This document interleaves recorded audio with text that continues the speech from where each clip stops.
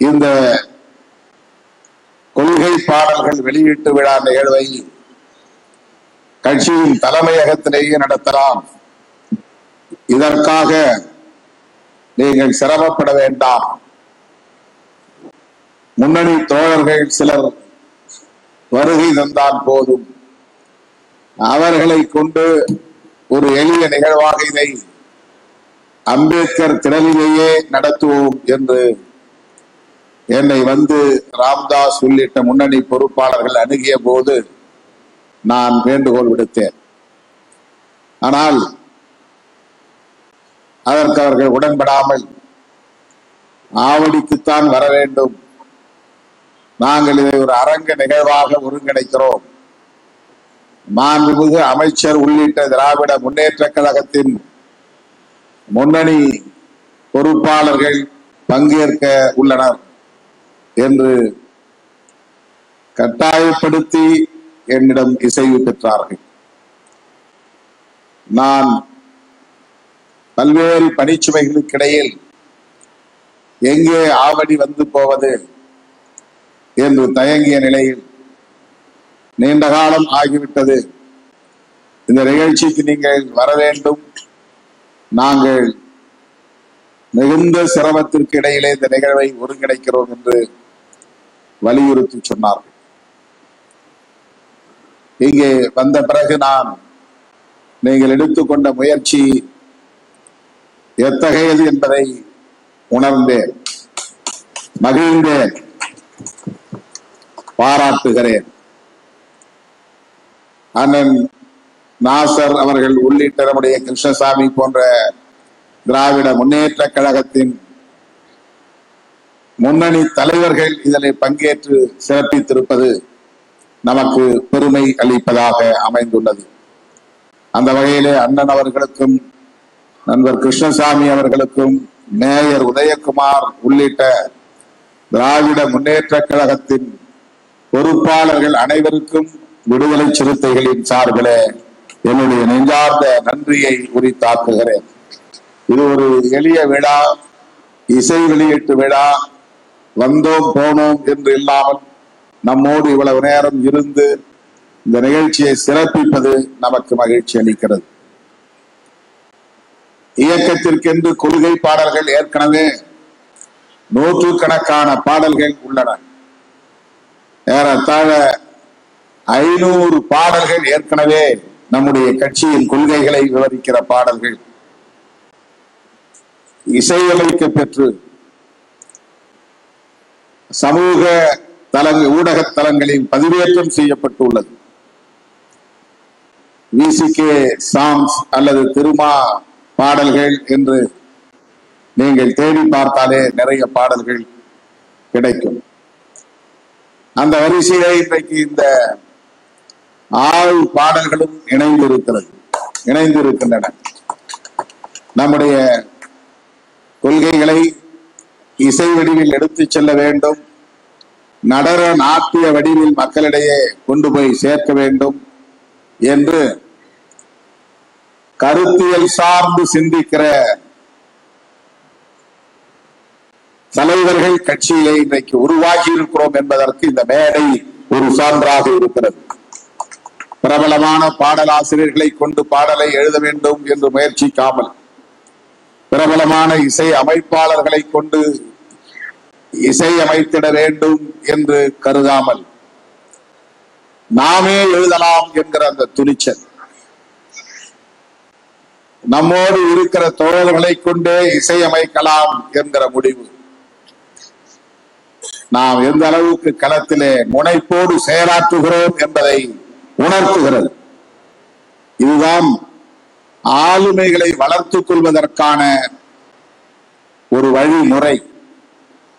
எனக்கு எங்க பாட்டு எழுத வரும், அதுக்கெல்லாம் கைதேர்ந்த தமிழ் அறிஞர்கள், புலவர்கள், பாடலாசிரியர்களால் தான் முடியும் என்று எண்ணாமல், ஏன் இந்த கொள்கையை புரிந்திருப்பவன் நான், புரட்சியாளர் அம்பேத்கரை அறிந்திருப்பவன் நான், களத்திலே திருமாவளவனோடு கைகோர்த்து நிற்பவன் நான், என்னால் ஏன் எழுத முடியாது என்று துணிந்து ராமதாஸ் அவர்கள் 2 பாடலை எழுதியிருக்கிறார். வெங்கல் கோணேலன் ஒரு பாடலை எழுதியிருக்கிறார். அதை போல கலையரசன் எழுதியிருக்கிறார். இப்படி கட்சி பொறுப்பாளர்களே பாடல்களை எழுதவும் இசை அமைக்கவும்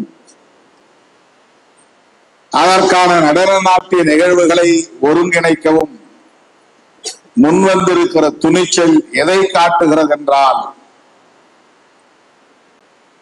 நமக்கு களத்திலே ஒரு நெடிய அனுபவம் இருக்கிறது என்பதை உறுதிப்படுத்துவதாக அமைகிறது. அதுதான் தன்னம்பிக்கைக்கான ஒரு அடையாளம். களப்பணி ஆற்றக்கூடியவர்களுக்கு இத்தகைய முனைப்பு என்பது இயல்பாக உருவாகும். இல்லை என்றால் எல்லாவற்றிலும் ஒரு தயக்கம் இருக்கும். தயக்கம் இருந்தால் தேக்கம் இருக்கும். தேக்கம் இருந்தால் வளர்ச்சி இருக்காது. இந்த பாடலை பார்த்து 4 பேர் கேலி செய்வார்கள் என்று எண்ணாமல் தன்னம்பிக்கையோடு பாடலை எழுதுகிற அந்த முனைப்பு தான் வளர்ச்சிக்கான முதல் படி. தனிப்பட்ட முறையிலே தனிநபர் தங்களுடைய ஆளுமை திறனை வளர்த்துக் கொள்வதற்கும் அதுதான் முதற்படி. ஒரு மாபெரும் இயக்கத்தை அடைகாப்பதற்கான, சிதைந்து போகாமல் நேர்த்து போகாமல் அடுத்த கட்டத்தை நோக்கி நகர்த்துவதற்கான ஒரு முயற்சி அது.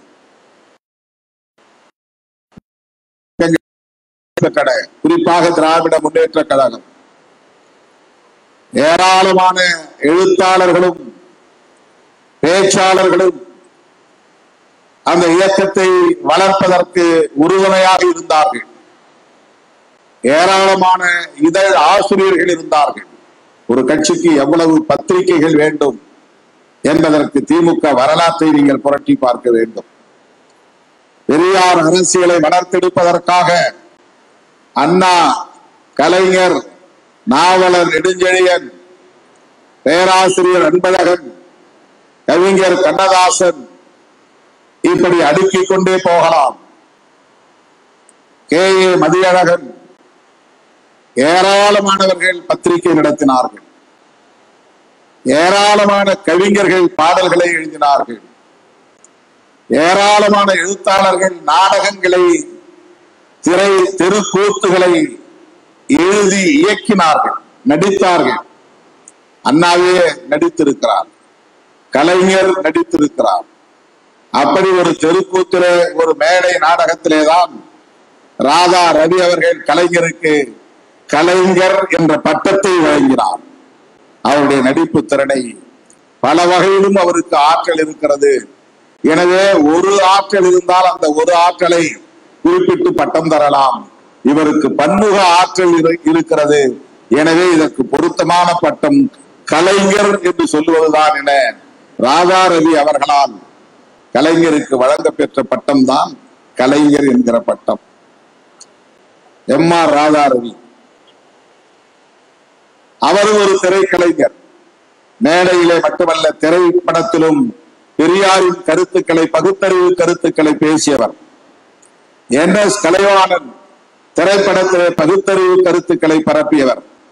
நடிப்பிசை புலவர் கே.ஆர். ராமசாமி பகுத்தறிவு கருத்துக்களை திரைப்படங்களிலே சேர்த்தவர். ஏன்?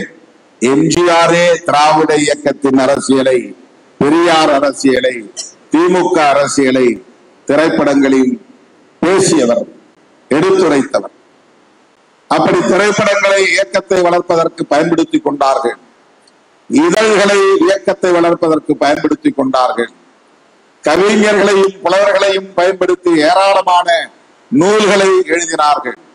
கருத்தரங்குகளை நடத்தினார்கள். பாட்டு மன்றங்களை நடத்தினார்கள். பட்டிமன்றங்களை நடத்தினார்கள். சொற்போர் நடத்தினார்கள். வழக்காடு மன்றங்களை நடத்தினார்கள். இப்படித்தான் மக்களிடத்தில் இந்த கருத்துக்களை கொண்டு போய் சேர்த்தார்கள்.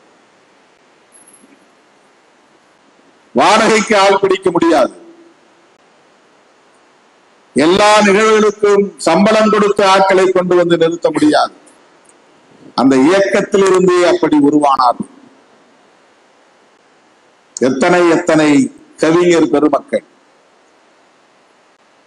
ஒவ்வொருவரும் ஆற்றல் நிறைந்த பேச்சாளர்களாக இருந்தார்கள், பிரச்சார பீரங்கிகளாக இருந்தார்கள். நாஞ்சில் மனோகரன் பேசுகிறார் என்றால் அவருக்கென்று பல நூற்றுக்கணக்கானவர்கள் திரளுவார்கள். நாவலர் நெடுஞ்செழியன் பேசுகிறார் என்றால் அவருடைய பேச்சு ஆயிரக்கணக்கானவர்களை ஈர்க்கும். பேராசிரியர் அன்பழகன் பேசுகிறார் என்றால் அந்த செந்தமிழ் நடைக்க மொழியை கேட்பதற்காக அறிவார்ந்த கூட்டம் ஆயிரக்கணக்கிலே திரளும். கலைஞர் பேசுகிறார் என்றால் பல்லாயிரக்கணக்கானவர்கள் கூடி காத்து கிடப்பார்கள். இப்படித்தான் ஒரு இயக்கத்தை வளர்க்க முடிந்தது என்ற வரலாறு நமக்கு அறிந்த ஒன்றுதான், நாம் அறிந்த ஒன்றுதான். ஆகவே எல்லோரும் எழுத்தாளர்களாக பரிணமிக்க வேண்டும், பாடல் ஆசிரியர்களாக வளர வேண்டும், இசை கலைஞர்களாக வளர வேண்டும், பாடகர்களாகவும் தங்களை வளர்த்துக் கொள்ள வேண்டும், நடன நாட்டிய கலைஞர்களாகவும் மாற வேண்டும், ஆற்றல் மிகுந்த பேச்சாளர்களாக தங்களை உருவாக்கி கொள்ள வேண்டும். உண்மையை பேசினால் பேச்சாளர்களாக மாறலாம், இட்டுக்கட்டி பேசுகிறவனால் பேச முடியாது, புனைவுகளை பேசுகிறவனால் பேச்சாளராக வளர முடியாது. அது அங்கொன்றும் இங்கொன்றும் சிலரால் மட்டும்தான் அப்படி வர முடியும். உண்மையை பேசுவதென்று முடிவெடுத்து மேடைக்கு முன்னால் வந்து நின்றால் நீ ஒரு பேச்சாளனாய் வளர்ந்து விட முடியும். களத்தில் கண்டதை பேசும் துணிச்சல் பெற்றால் நீ ஒரு பேச்சாளனாக வந்துவிட முடியும். மக்கள் மீது அக்கறை கொண்டு பேசினால் நீ ஒரு பேச்சாளனாக வளர்ந்து விட முடியும். மாந்தநேயம் கொண்டிருந்தால் நீ ஒரு பேச்சாளனாக வளர்ந்து விட முடியும். நினைப்பதை எடுத்து சொல்லுகிற ஆற்றல் தான் பேச்சாற்றல். அது ஒரு இயக்கத்தை வளர்ப்பதற்கு மிக மிக இன்றியமையாத ஒரு தேவை.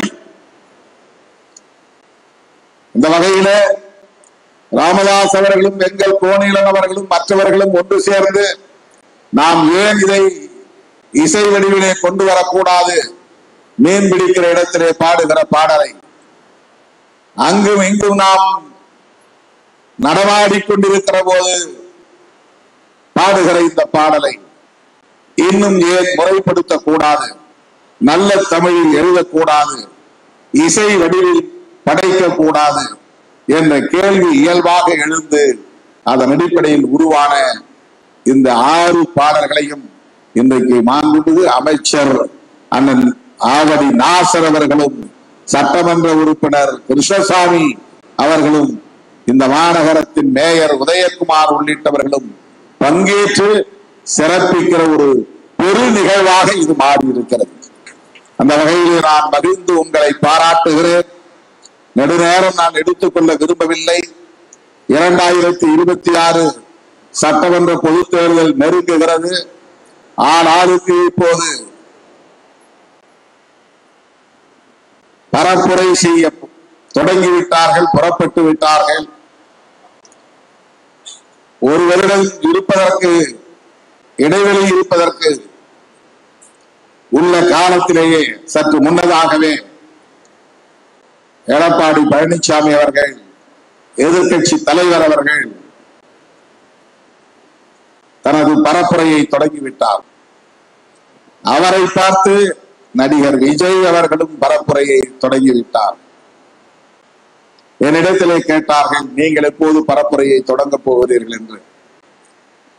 முதலமைச்சர் பதவிக்கு போட்டி போடுகிறவர்கள் ஒரு வருடத்திற்கு முன்னதாகவே தங்கள் களப்பணியை தொடங்கிவிட்டார்கள். நாங்கள் முதலமைச்சர் அண்ணன் தளபதி அவர்களோடு இணைந்து அம்பேத்கர், பெரியார், மார்க்ஸ் ஆகிய மாமனிதர்களின் கொள்கைகளை காப்பதற்கான களத்தில் போராடி கொண்டிருப்பவர்கள். அதில் கவனமாக நாங்கள் இருக்கிறோம். அதற்கான களப்பணிகளை ஆற்றுகிறோம். அதற்கான பாதுகாப்பு பணிகளில் கவனம் செலுத்துகிறோம் என்று பதில் சொன்னேன். ஒரு தம்பி சொன்னார், அப்படி என்றால் நீங்கள் முதலமைச்சர் பதவிக்கு போட்டி போட மாட்டீர்களா என்று. இப்போது வந்து அமர்ந்ததும் ஒரு தம்பி, இந்த நாட்டியத்தை ஒருங்கிணைத்த தம்பி வந்து என்னிடத்திலே கேட்டார். கேட்கறது தப்பா நினைக்காதீங்க, நீங்க ஏன் முதலமைச்சர் அப்படின்னு போட்டி போட மாட்டேங்கிறீங்க, களத்துக்கு வர மாட்டேங்கிறீங்க அப்படின்னு கேட்டாங்க. நான் சொன்னேன், நம்முடைய பணிகளை பார்த்து மக்கள் முடிவு செய்ய வேண்டும் யார் முதலமைச்சர் என்று. நாமே வலிந்து அப்படி அறிவித்துக் கொள்வதில் ஒன்றும் அர்த்தமில்லை, பயனும் இல்லை என்று சொன்னேன். அதெல்லாம் முடியாது, நீங்க அப்படி சொல்லணும், அதுதான் நாங்கெல்லாம் எதிர்பார்க்கிறோம் அப்படின்னு சொன்னார். தோழர்களே, இன்றைக்கு நம் முன்னால் இருக்கிற மிக முக்கியமான சவால், செவிகளை கூர்த்தீட்டி நீங்கள் கவனிக்க வேண்டும். கவனத்தை குவித்து என் சொற்களை நீங்கள் உள்வாங்க வேண்டும். தமிழ்நாட்டில் மட்டுமல்ல, அகில இந்திய அளவில் நாம் பேசுகிற அரசியலுக்கு ஆபத்து சூழ்ந்திருக்கிறது. நம்மையெல்லாம் மனிதர்களாய் தலைநிமிர வைத்த நம்முடைய மகத்தான தலைவர் புரட்சியாளர் அம்பேத்கர் அவர்கள் முன்மொழிந்திருக்கிற அரசியலுக்கு ஆபத்து சூழ்ந்துள்ளது. இன்றைக்கு உச்ச நீதிமன்றத்திலே இந்தியாவின் தலைமை நீதிபதியாக இருக்கிற மாண்புமிகு B.R. கவாய் அவர்களை நோக்கி ஒரு சனாதன சங்கி தனது செருப்பை தூக்கி வீசியிருக்கிறார். B.R. கவாய் R.S. கவாய் அவர்களின் வாரிசு. R.S. கவாய் புரட்சியாளர் அம்பேத்கர் அவர்களின் வாரிசு. புரட்சியாளர் அம்பேத்கர் அவர்கள் மறைந்த போது குடியரசுக் கட்சி உருவானது. அந்த குடியரசுக் கட்சி கொஞ்ச காலத்தில் 2 பிரிவாக தேசிய அளவிலே உடைந்தது. ஒன்று கோபர்கடே பிரிவு, இன்னொன்று R.S. கவாய் பிரிவு. அந்த குடியரசுக் கட்சியின் மூத்த தலைவர் R.S. கவாய் அவர்களின் வாரிசுதான் B.R. கவாய். புரட்சியாளர் அம்பேத்கரின் கொள்கைகளை உள்வாங்கிய ஒருவர் இன்றைக்கு இந்தியாவின் தலைமை நீதிபதியாக இருக்கிறார் என்பது அம்பேத்கரிய சிந்தனையாளர்கள் ஒவ்வொருவருக்கும் பெருமை நிறைந்ததாகும். அவர் இன்றைக்கு அவமதிக்கப்பட்டிருக்கிறார் என்றால் புரட்சியாளர் அம்பேத்கர் அவமதிக்கப்பட்டிருக்கிறார் என்று பொருள். இந்த நாடெங்கிலும் சனாதனம் தலைவிரித்தாடுகிறது என்பதற்கு இது ஒரு சான்று. என்ன துணிச்சல்! உச்ச நீதிமன்ற வளாகத்தில் தலைமை நீதிபதியின் முகம் நோக்கி, அவரை நோக்கி தன் காலணியை எடுத்து ஒருவன் வீசுகிறான் என்றால் அந்த துணிச்சல் எங்கிருந்து வந்தது? 11 ஆண்டுகளாக சனாதனிகள் இந்த நாட்டை ஆளுகிறார்கள் என்பதில் இருந்துதான் அந்த துணிச்சல் வருகிறது. உத்தரப்பிரதேசம் உள்ளிட்ட பல மாநிலங்களில் அவர்களின் ஆட்சி நடக்கிறது என்கிற நிலையில் இருந்துதான் அந்த துணிச்சல் வருகிறது. எண்ணற்ற பல அம்பேத்கரியவாதிகள் சனாதனிகளிடம் கட்டுண்டு கிடக்கிறார்கள் என்கிற நிலையில் இருந்துதான் அந்த துணிச்சல் வருகிறது. தென்னிந்திய மாநிலங்களிலும் இன்றைக்கு சனாதனத்தை வேறுவிட செய்கிற அனைத்து முயற்சிகளையும் மேற்கொண்டு வருகிறார்கள். தமிழ்நாட்டில் அவர்களின் முயற்சி எடுபடவில்லை. அதற்கு திமுக ஒரு பங்களிப்பு செய்கிறது என்றால் விடுதலை சிறுத்தைகள் கட்சியும் அதற்கான பங்களிப்பை செய்து கொண்டிருக்கிறது என்பதை பெருமையோடு நான் பதிவு செய்ய கடமைப்பட்டிருக்கிறேன். அந்த அடிப்படையில் தான் திராவிட முன்னேற்ற கழகத்தோடு இணைந்து விடுதலை சிறுத்தைகள் கட்சி தொடர்ந்து பயணித்து வருகிறது. வெளிப்படையாக சனாதன எதிர்ப்பை, சங்க பரிவாரங்களின் எதிர்ப்பை, பாரதிய ஜனதாவின் எதிர்ப்பை இன்றைக்கு ஒரு ஆளும் கட்சியாக இருக்கிற திராவிட முன்னேற்ற கழகம் உயர்த்தி பிடிக்கிறது. இதை விட வேறு என்ன காரணம் வேண்டும் திமுகவோடு விடுதலை சிறுத்தைகள் பயணிப்பதற்கு? அம்பேத்கர் அரசியலுக்கே ஆப்பு வைக்கிற, வேட்டு வைக்கிற ஒரு கும்பலை எதிர்ப்பது இன்றைக்கு நம் முன்னால் இருக்கிற மிக முக்கியமான சவால். அகில இந்திய அளவில அதிலே இன்றைக்கு ஒரு உறுதிப்பாட்டோடு இருக்கிற ஒரு மாநில கட்சி என்று பார்த்தால் அதுவும் ஆளும் கட்சி என்ற நிலையிலே இருக்கிற ஒரு கட்சி என்று பார்த்தால் அது திராவிட முன்னேற்ற கழகம் தான். அதிமுக திராவிட இயக்கமாக இருக்கலாம், ஆனால் பாஜகவோடு இன்றைக்கு கொஞ்சி குழவி கொண்டிருக்கிறது, தேர்தல் கூட்டணியை உருவாக்கி இருக்கிறது.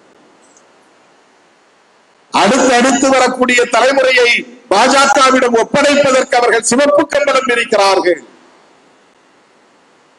அதிமுக தலைவர்கள் நடிகர் விஜய் போன்றவர்களும் இன்றைக்கு அதே நிலைப்பாட்டோடு இயங்குகிறார்கள் என்பதுதான் அவர்களின் நடவடிக்கைகளில் இருந்து தெரிய வருகிறது. பாஜகவை கொள்கை எதிரி என்று சொன்னாலும் என்ன கொள்கையை எதிர்க்கிறோம் என்று இதுவரையில் ஒரே ஒரு வார்த்தை கூட பேசியதில்லை. பாஜகவின் கொள்கை என்ன, அதை எந்த கோணத்திலே விஜய் எதிர்க்கிறார், ஒரு நாளும் பேசியதில்லை. ஒப்புக்காக தொடங்கிய நாளில் இருந்து கரூர் கொடுங்கயரம் வரையில் அவர்கள் திமுக வெறுப்பை மட்டுமே உமிழ்ந்திருக்கிறார்கள். வேறு எதுவும் அவர்கள் இதுவரையில் இதுதான் எங்கள் கொள்கை கோட்பாடு என்று பேசியதில்லை. 2026 சட்டமன்ற பொதுத் தேர்தலில் திராவிட முன்னேற்ற கழகத்தின் தலைமையிலான விடுதலை சிறுத்தைகள் அங்கம் வகிக்கிற இந்த கூட்டணி வெற்றி பெறாவிட்டால் சனாதனிகளின் கை ஓங்கும், சங்கிகளின் கொட்டம் தலைவிரித்தாலும் சாதி வெறியர்களும் மத வெறியர்களும் வெளிப்படையாக நீதிக்கு வந்து புரட்சியாளர் அம்பேத்கர் பேசிய அரசியலை, தந்தை பெரியார் பேசிய அரசியலை சிதைப்பார்கள். அதன் பிறகு நம்மால் இங்கே அரசியல் செய்ய முடியாது, இடதுசாரி அரசியலை பேச முடியாது, அம்பேத்கரியத்தை பாதுகாக்க முடியாது. உத்தரப்பிரதேசத்தில் என்ன நேர்ந்திருக்கிறதோ அது தமிழ்நாட்டிலும் நேரும், பீகாரில் என்ன நடக்கிறதோ தமிழ்நாட்டிலும் நடக்கும். ஆணவ கொலைகள் அதிகரிக்கும், சாதி பெருமிதம் பெருகும், சாதி வெறியர்கள் இன்றைக்கு சமூக ஊடகங்களில் கொட்டமடிக்கிறார்கள், நாளைக்கு ஆட்சி அதிகார பீடத்திலும் கொட்டமடிப்பார்கள். காவல்துறையிலும் வருவாய்த்துறையிலும் அந்த சனாதன சக்திகள் வலுப்பெற்று விடுவார்கள். இதிலிருந்து தமிழ்நாட்டையும் இந்திய மண்ணையும் காப்பாற்ற வேண்டுமா வேண்டாமா? சனாதன சக்திகளை வீழ்த்த வேண்டுமா வேண்டாமா? நாடு முழுவதும் அவர்கள் வளர்ந்து விட்டார்கள், இனி என்ன செய்ய முடியும் என்று கேள்வி எழுப்பலாம். தமிழ்நாடு ஒன்று தப்பி பிழைத்தால் போதும் இந்தியாவை காப்பாற்ற முடியும். தமிழ்நாட்டிலே அவர்களை நாம் வீழ்த்தினால் போதும் இந்தியா முழுவதும் இடதுசாரி அரசியலை நாம் உயர்த்தி பிடிக்க முடியும். தமிழ்நாட்டை தாண்டி பல மாநிலங்களுக்கு நான் சென்று வருகிறேன். அண்மையிலே நான் உத்தரப்பிரதேசம் லக்னோ போயிருந்தேன். அங்கே உள்ள தலித் தலைவர்கள், இதர சிறுபான்மை சமூக தலைவர்களை எல்லாம் அழைத்து பேசினேன். குஜராத்திலே அகமதாபாத்தில் அங்குள்ள தலைவர்களை எல்லாம் அழைத்து பேசினேன். அண்மையிலே மகாராஷ்டிராவில் நாக்பூரிலே அம்பேத்கர் இயக்கங்கள், பௌத்த இயக்கங்கள், சிறுபான்மை மதங்களை சார்ந்த இயக்கங்களின் தலைவர்கள் என்று 30க்கும் மேற்பட்டவர்களை சந்தித்து பேசினேன். எல்லோரிடமும் நம்முடைய குமுறல் தான் இருக்கிறது, நம்மிடம் இருக்கிற கொதிப்பு தான் இருக்கிறது, நம்மிடம் உள்ள கொந்தளிப்பு தான் இருக்கிறது. ஆனால் வெகுண்டெழ முடியவில்லை. ஏனென்றால் அம்பேத்கர் பெயரில் இயக்கம் நடத்துகிறவர்கள் நேர்முகமாகவோ மறைமுகமாகவோ சனாதன சங்கிகளோடு போய் கட்டுண்டு கிடக்கிறார்கள், முடங்கி போய் கிடக்கிறார்கள். வெளிப்படையாக பிஜேபியோடு உறவு வைத்திருப்பவர்களும் பிஜேபியோடு உறவு வைத்திருக்கிற இதர கட்சிகளோடும் தொடர்பு வைத்திருக்கிறார்கள். இன்றைக்கு அம்பேத்கர் பெயரில் இயங்கக்கூடிய ஒரே இயக்கம், அவர்கள் சொன்னது, நான் சொல்லவில்லை, அவர்கள் சொன்னது, சனாதன சக்திகளை மூர்க்கமாக எதிர்க்கிற ஒரே சக்தி விடுதலை சிறுத்தைகள் கட்சிதான், நாங்களும் விசிகே தான் என்று அங்கே உள்ள தோழர்கள், இளைஞர்கள், இளம் பெண்கள் என்னிடத்தில் வந்து பேசியது எனக்கு பெரும் மகிழ்ச்சியை தந்தது. அவர்களை எல்லாம் ஒருங்கிணைப்பதற்கு அகில இந்திய அளவிலே நாம் பணியாற்ற வேண்டி இருக்கிறது. ஒரு தேசிய பார்வை தேவைப்படுகிறது. அதற்கு ஒரு அடித்தளமாக இருப்பதுதான் இந்தியா பிளாக் கூட்டணி, காங்கிரஸ். இந்திய அரசியல் வரலாற்றிலேயே காங்கிரஸ் இயக்கத்தின் தலைவர் ஒருவர் பாஜகவை வீழ்த்துவதற்கு ஒரே ஆயுதம் புரட்சியாளர் அம்பேத்கர் எழுதிய அரசமைப்பு சட்டம் தான் என்று உயர்த்தி பிடிக்கிறார் என்றால் அது ராகுல் காந்தி என்கிற தலைவர் தான். அவர் அப்படி இன்றைக்கு இந்த நிலைப்பாட்டை எடுப்பதற்கு திராவிட முன்னேற்ற கழகமும் விடுதலை சிறுத்தைகள் கட்சியும் ஒரு தூண்டுகோல் என்பதை யாரும் மறந்துவிடக் கூடாது, மறுத்துவிட முடியாது. இதை நான் பல ஆண்டுகளாக அரசமைப்பு சட்டத்தை உயர்த்தி பிடித்து பேசிக் கொண்டே இருக்கிறேன். முதலாக மோடி டிமானிட்டைசேஷன் கொண்டு வந்த போது அரசமைப்பு சட்டத்திற்கு ஆபத்து இந்த கும்பலால் என்று அரசமைப்பு சட்ட பாதுகாப்பு மாநாட்டை புதுச்சேரியில் நடத்தினோம். அந்த நாளில் இருந்து மேடைக்கு மேடை மேடைக்கு மேடை அரசமைப்பு சட்டத்திற்கு ஆபத்து ஆபத்து ஆபத்து என்று நாம் கூக்குரலிட்டோம். ராகுல் காந்தி அவர்களிடத்திலே அனுமதி பெற்று 1 மணி நேரம் அவரோடு நாங்கள் உரையாடிய போது அரசமைப்பு சட்டத்திற்கு என்ன ஆபத்து இருக்கிறது என்பதை எடுத்துரைத்தோம். சில ஆண்டுகளுக்கு முன்பு எனது அருமை தோழர்களே, ஒரு அம்பேத்கர் இயக்கவாதியை போல, ஒரு விடுதலை சிறுத்தைகள் கட்சியின் தொண்டரை போல, தலைவரை போல இன்னைக்கு நாடு முழுவதும் இப்படி அரசமைப்பு சட்டத்தை உயர்த்தி காட்டுகிறார் ராகுல் காந்தி என்றால் இந்த அரசமைப்பு சட்டத்தை பாதுகாக்க வேண்டிய தேவையை இந்தியா பிளாக் உணர்ந்திருக்கிறது. இந்தியா கூட்டணியை உருவாக்கியதில் திராவிட முன்னேற்ற கழகத்திற்கு பெரும் பங்கு உண்டு. அந்த கூட்டணி பாதுகாக்கப்பட்டால்தான் அரசமைப்பு சட்டத்தை பாதுகாக்க முடியும்.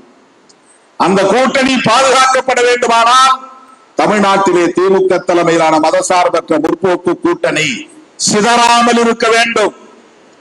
2026 தேர்தலில் வெற்றி பெற்றாக வேண்டும்.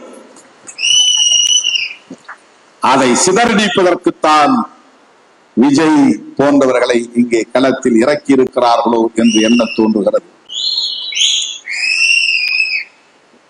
பெரியார் அரசியலையும் சிலர் கொச்சைப்படுத்தி பேசுகிறார்கள்.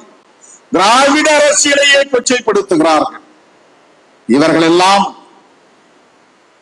தமிழர் என்கிற போர்வையிலே பாஜகவினருக்கு துணை போகிறார்கள் என்றால் அதை யாரும் மறுக்க முடியாது.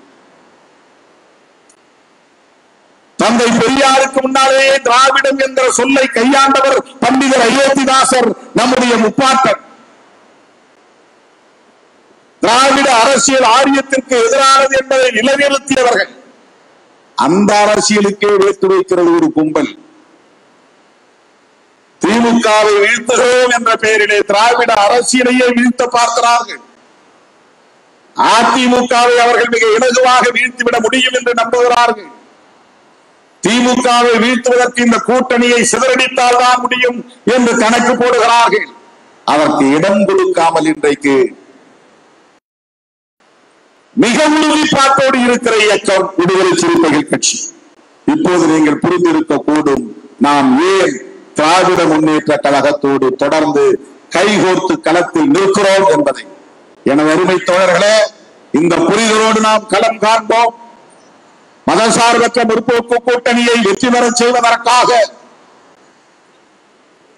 விடுதலை சிறுத்தைகள் நாடு தழுவிய அளவில் கங்கணம் கட்டிக் கொண்டு செயலாற்ற வேண்டும். தீப்பிடித்து எரிகிற ஒரு ஓரை காப்பாற்றுகிற போது அந்த மக்களை காப்பாற்ற வேண்டும் என்ற துடிப்பு எவ்வளவு இருக்குமோ அதே துடிப்போடு நாம் 2026 சட்டமன்ற பொதுத் தேர்தலை சந்திக்க வேண்டும் என்பதை சொல்லி இந்த இசைப்பேழையை வெளியிட்ட உங்கள் அனைவரையும் பாராட்டி வாய்ப்புக்கு நன்றி கூறி முடிக்கிறேன்.